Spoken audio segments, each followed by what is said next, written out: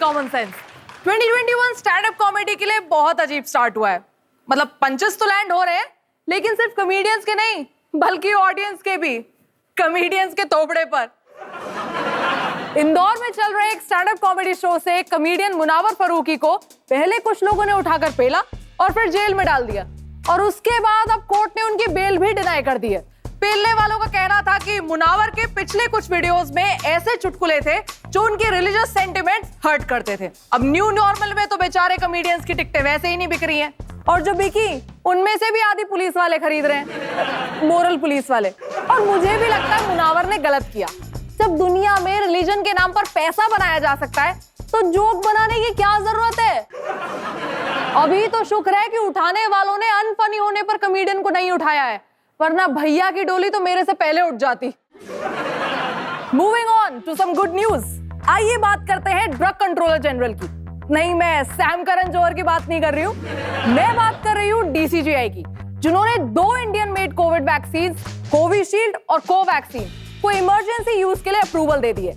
पहले फेज में 2 crore health workers जैसे कि डॉक्टर्स और फ्रंटलाइन वर्कर्स को प्रायोरिटी वैक्सीन लगाए जाएंगे। और सुनने में तो ये भी आया है कि शायद अगले फेज में डेंटिस्ट का भी नंबर आ जाए।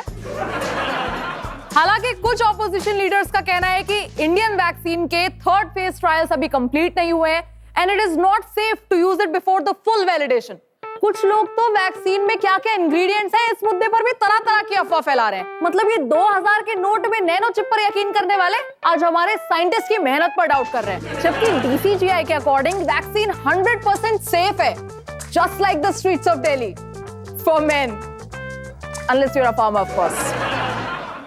Talking of farmers, किसानों का धरना अभी भी जारी है और finally after so much effort bill को लेकर देश में चर्चा हुई, लेकिन ये फार्म बिल नहीं बल्कि रेस्टोरेंट का फूड बिल था। टीम इंडिया के कुछ प्लेयर्स कोविड प्रोटोकॉल को वायलेट करते हुए मेलबर्न के इंडोर रेस्टोरेंट में खाना खाते हुए दिखे। अब इंडोर हो या इंदौर, लफड़े तो हर जगह ही हैं। इन प्लेयर्स का बिल एक फैन ने पे कर दिया और एक्साइटमेंट में उस फैन ने इसे सोशल मीडिया पर वायरल भी कर दिया। पूरे देश के दिमाग में अब 2 ही सवाल थे।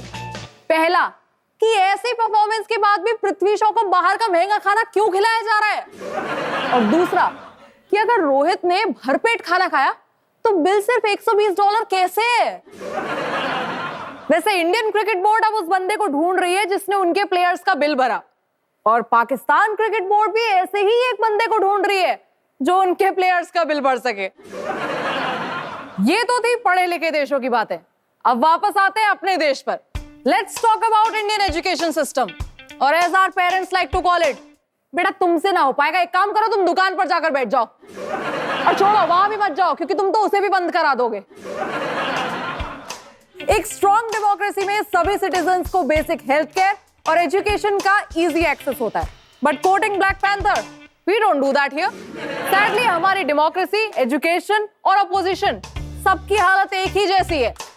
हमारे एजुकेशन सिस्टम में उतने ही फ्लॉज हैं जितने पाकिस्तान के हर सिस्टम में। 2018 के नेशनल स्टैटिस्टिकल कमीशन के सर्वे से पता चला है कि इंडिया का लिटरेसी रेट 77.7% है।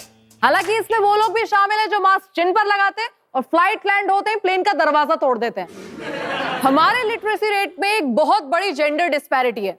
For men it's 64.7% and for women it's just 70.3%। Female literacy rate कम होने से फैमिली प्लानिंग और पॉपुलेशन कंट्रोल नेगेटिवली इंपैक्ट होते हैं। लड़का 12th में पापा की मार से बचने के लिए मेहनत करता है और लड़कियां मेहनत करती है ताकि हस्बैंड की मार से बच सके। इंडिया का average school drop out rate 20% है, यानी 100 में से 20 बच्चे 12th पास करने से पहले ही स्कूल छोड़ देते हैं। इसके बहुत सारे रीजंस हैं, जैसे poor economic conditions, social issues, child labour, bad weed. हालांकि ड्रॉप आउट्स में से कुछ पॉलिटिशियन भी बन जाते हैं और फिर अपनी नेक कमाई से फर्स्ट डिवीजन डिग्री का जुगाड़ कर ही लेते हैं। एक पॉलिटिशियन ने तो ऐसे कॉलेज की डिग्री ले रखी थी जो एग्जिस्ट ही नहीं करता था। जब लोगों ने पूछा कि महाराज कॉलेज है कहां, तब उन्हें फिर थोड़े और पैसे डालकर एक कॉलेज भी खुलवाना पड़ा। हायर एजुकेशन में तो हालात और भी खराब हैं। 10 में से केवल एक, जी हाँ, एक इंडियन ही ग्रेजुएशन या पोस्ट ग्रेजुएट कोर्स के लिए एनरोल होता है। महंगाई ही इतनी है।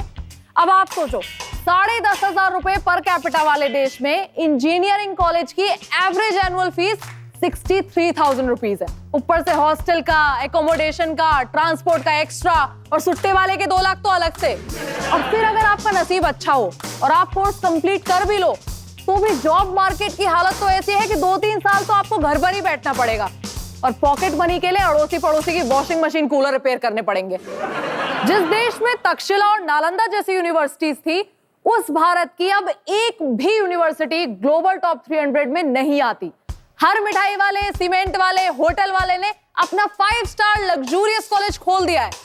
ये लोग सिर्फ बिल्डिंग बनाने में पैसा खर्चते हैं। इनके लिए तो हायर स्टडीज का मतलब है 20th फ्लोर पर क्लास लेना।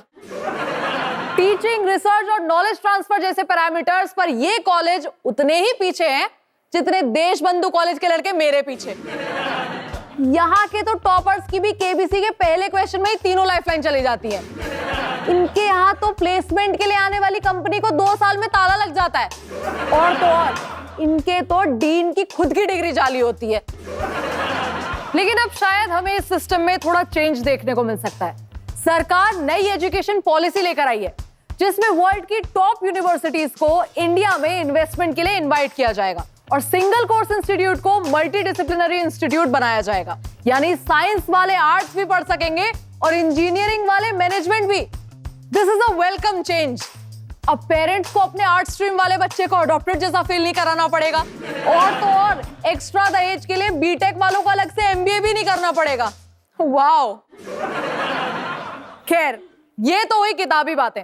अब जानते हैं एजुकेशन सिस्टम की ground reality with our extremely talented, hard working travel blogger